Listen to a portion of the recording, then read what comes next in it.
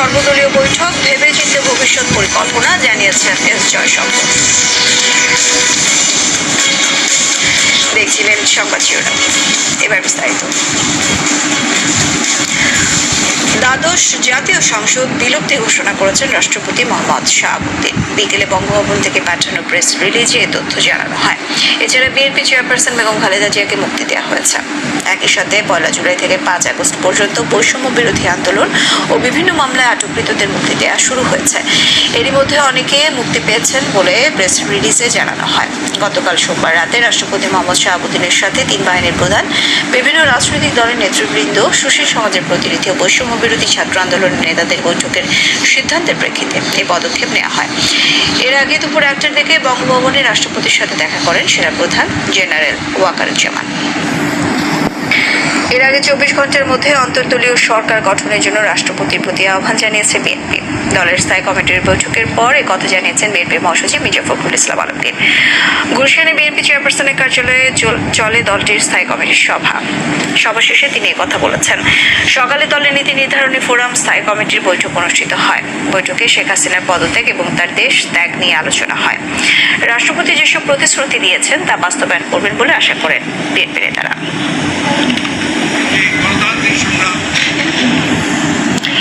এদিকে তত্ত্বাবধায়ক সরকারের প্রধান হিসেবে নোবেল বিজয়ী ডক্টর মোহাম্মদ ইউনূসের নাম প্রস্তাব করেছে ছাত্র নেতারা।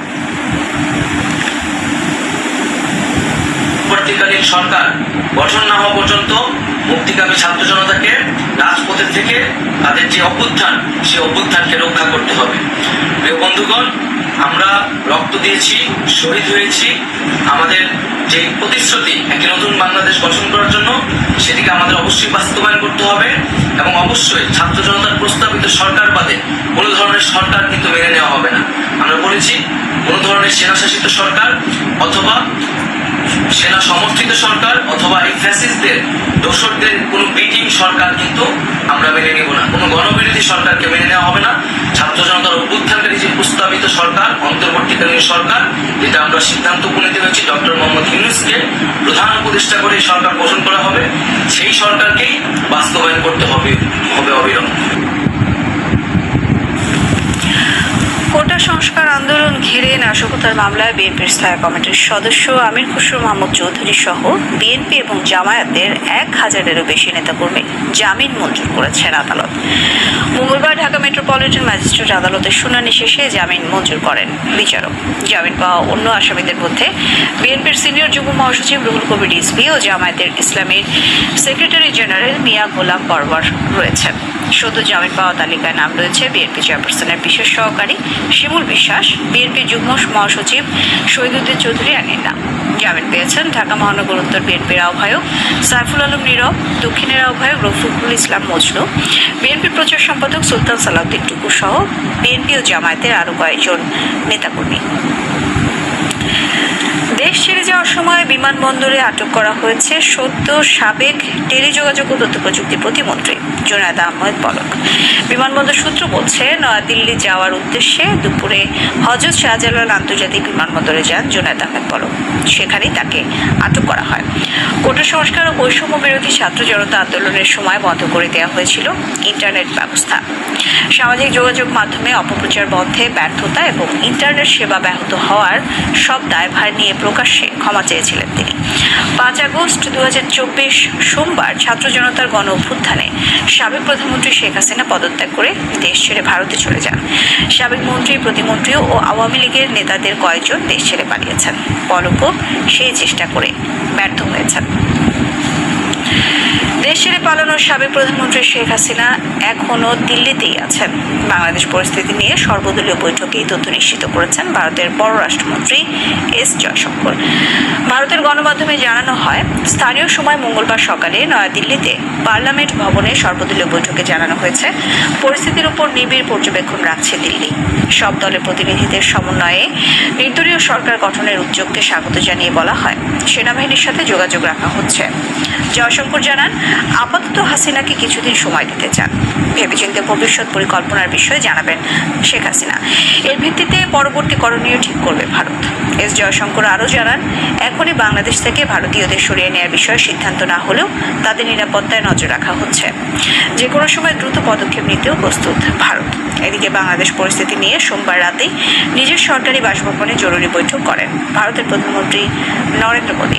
ওই বৈঠকে দেশটির স্বরাষ্ট্র, পররাষ্ট্র, প্রতিরক্ষা মন্ত্রী ছাড়াও গোয়েন্দা সংস্থার প্রধান রবি সিনহা এবং ইন্টেলিজেন্স ব্যুরো আইবির পরিচালক তপন টেকা উপস্থিত ছিলেন। বাংলাদেশে অন্তর্বর্তী সরকার গঠনের সিদ্ধান্তকে স্বাগত জানিয়েছে যুক্তরাষ্ট্র। সেই সাথে অন্তর্বর্তী সরকার গণতান্ত্রিক অন্তর্ভুক্তিমূলক হওয়ার আহ্বান মার্কিন পররাষ্ট্র দপ্তরের। সোমবার যুক্তরাষ্ট্রের পররাষ্ট্র দপ্তরের নিয়মিত ব্রিফিংয়ে মুখপাত্র ম্যাথিউ মিলার বলেন, শেখ হাসিনা প্রধানমন্ত্রী পদ থেকে পদত্যাগ করে দেশ ছাড়ার বিষয়ে তারা অবগত। যুক্তরাষ্ট্র বাংলাদেশের পরিস্থিতি সতর্কতার সঙ্গে পর্যবেক্ষণ করছে এবং বাংলাদেশের জনগণের পাশে আছে। সব পক্ষকে সহিংসতা থেকে বিরত থেকে দ্রুত শান্তি ফিরিয়ে আনার আহ্বান জানান মিলার। এছাড়া গেল কয়েক সপ্তাহে যারা প্রাণ হারিয়েছেন তাদের প্রতি গভীর সমবেদনা জানায় মার্কিন পররাষ্ট্র দপ্তর। Over the course of the past several weeks, আমরা সতর্কতার সঙ্গে বাংলাদেশের পরিস্থিতি পর্যবেক্ষণ করছি। যুক্তরাষ্ট্র বাংলাদেশের জনগণের পাশে আছে এবং সব পক্ষকে সহিংসতা থেকে বিরত থাকার আহ্বান জানাচ্ছি। বাংলাদেশের অন্তর্বর্তীকালীন সরকারের ঘোষণাকে স্বাগত জানাই এবং আইন অনুযায়ী যে কোনো পরিবর্তনের আহ্বান জানাই। আন্দোলনের সময় যারা প্রিয়জন হারিয়েছেন এবং আঘাত পেয়েছেন তাদের প্রতি গভীর সমবেদনা জানায় যুক্তরাষ্ট্র। A series of diplomatic engagements he has held over the past. আতঙ্কে সচিবালয় ছাড়লেন কর্মকর্তা-কর্মচারীরা। অজানা কারণে জ্যেষ্ঠ কর্মকর্তাদের মৌখিক নির্দেশে 12:30টার দিকে অফিস ত্যাগ করেন বিভিন্ন মন্ত্রণালয়ের প্রায় সকল কর্মী। কেউ সুনির্দিষ্ট কারণ জানাতে না পারলেও বলেন, দক্ষিণ সিটি কর্পোরেশন ও স্বরাষ্ট্র মন্ত্রণালয়ে আগুনের গুজবে অফিস ছাড়েন তারা। আরও জানাচ্ছেন জিয়াউল হক সবুজ। নির্বাহী আদেশে 3 দিনের সরকারি ছুটি শেষ হওয়ার একদিন আগেই মঙ্গলবার খোলা হয় সরকারি অফিস। সকালে সচিবালয়ে যান অনেক কর্মকর্তা কর্মচারী। মন্ত্রীশূন্য এই সচিবালয়ে সচিব পর্যায়ের ঊর্ধ্বতন কর্মকর্তাদের উপস্থিতি ছিল না বললেই চলে। সরকারি ঘোষণা অনুযায়ী এদিন যারা অফিসে গিয়েছিলেন তারাও সচিবালয় ত্যাগ করেন দুপুর 1টার আগেই। ঘড়ির কাঁটা 12টা না যেতেই অফিস ত্যাগের তাড়া দেখে বিস্মিত হন অনেকে। ঠিক কী কারণে অফিস ছাড়ার এত তাড়া সে বিষয়ে সুনির্দিষ্ট কিছু জানাতে পারেননি তেমন কেউ।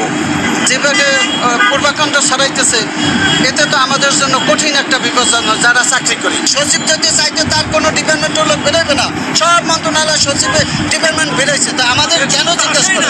খারাপ কোনো নিউজ পাই নাই বা এখানে কেউ আসবে ঢুকবে এরকম কোনো নিউজ নাই। দক্ষিণ সিটি কর্পোরেশন ও স্বরাষ্ট্র মন্ত্রণালয়ে অগ্নিকাণ্ডের খবর গুজব হলেও নিরাপত্তার অজুহাতে সচিবালয় ছাড়েন আতঙ্কিতরা। অনেকে মনে করতেছে স্বরাষ্ট্রমন্ত্রী আগুন আছে, যার কারণে বিভিন্ন জায়গায় নিউজটা ছড়ে যাওয়ার কারণে মানুষের কানে কানে, যার কারণে সকলে ভয়ে চলে যাচ্ছে। আমরা অফিসে আসি, আমরা নিউট্রাল বা ওনাদেরকে নিউট্রাল প্রমাণ করার জন্য আসছিল। তারাই এই গুজব শুনে তাড়াতাড়ি করে পালায় চলে যাচ্ছে। সিলে কান্নায় কানে হাতটা দিয়া শুধু দৌড়াইতেই আছে সবাই। এর আগে সচিবালয়ের লাইব্রেরিতে জড়ো হন দীর্ঘদিন পদোন্নতি বঞ্চিত বেশ কজন কর্মকর্তা কর্মচারী। এ সময় তারা আশা প্রকাশ করেন নতুন সরকার অবশ্যই তাদের প্রতি সুবিচার করবেন।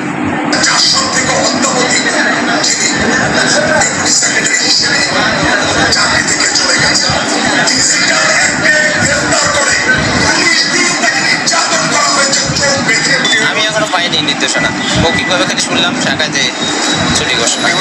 রাষ্ট্রপতির নির্দেশনা ছিল যে অ্যাজ ইউজুয়াল অফিসটা চলবে, কিন্তু সেক্ষেত্রে এখন দেখছি কি বুঝতে পারলাম না, হঠাৎ করে সবাই চলে যাচ্ছে। সাধারণ সময়ে সচিবালয়ে পুলিশ সদস্যরা নিরাপত্তার দায়িত্বে নিয়োজিত থাকলেও এদিন মূল ফটকের দায়িত্বে ছিলেন সেনাবাহিনীর সদস্যরা। জিয়াউল হক সবুজ, বাংলা ভিশন, ঢাকা। রাজধানীতে সেনাবাহিনী ছাড়া সড়কে দেখা নেই পুলিশ, র্যাব সহ অন্যান্য আইনশৃঙ্খলা বাহিনীর সদস্যদের। হামলা, ভাঙচুর এবং পোড়ানোর পর রাজধানীর বেশিরভাগ থানা এখন পুলিশ শূন্য। তেজগাঁও থানার মতো একই চিত্র রাজধানীর অন্যান্য থানাগুলোতেও। প্রধান ফটকে ঝুলছে তালা। থানার ভেতরে পুলিশ আছে কিনা তারও কোনো নিশ্চয়তা নেই। একই অবস্থা সড়কের বিভিন্ন পয়েন্টে থাকা ট্রাফিক বক্সগুলোর। কোনোটা তালাবদ্ধ রয়েছে, আবার কোনোটার দরজা খোলা, তবে নেই কোনো ট্রাফিক পুলিশ। রাজধানী জুড়ে গণপরিবহনের সংখ্যা অনেক কম। যানবাহন বলতে রিক্সা, মোটরসাইকেল আর ব্যক্তিগত যানবাহন চলছে। তবে ট্রাফিক না থাকায় বেশ কিছু গুরুত্বপূর্ণ পয়েন্টে দায়িত্ব পালন করছে ছাত্ররা। তাদের সাধ্যমতো চেষ্টা করছে সড়কে শৃঙ্খলা রক্ষার। ছাত্র জনতার দাবি দুর্নীতি ও দুঃশাসনমুক্ত রাষ্ট্র চান তারা। বিএনপি নেতা ইঞ্জিনিয়ার ইশরাক হোসেন মুক্তি পেয়েছেন। কেরানীগঞ্জের কেন্দ্রীয় কারাগার থেকে তিনি মুক্তি লাভ করেন। এ সময় হাজার হাজার ছাত্র জনতা তাকে অভিনন্দন জানাতে জেল কেটে ভিড় করেন। এই ছিল এখনকার মতো। পরের সংবাদ সন্ধ্যা 6টায়, 5টায় রয়েছে নিউজ টপ 10 দেখার আমন্ত্রণ রইল।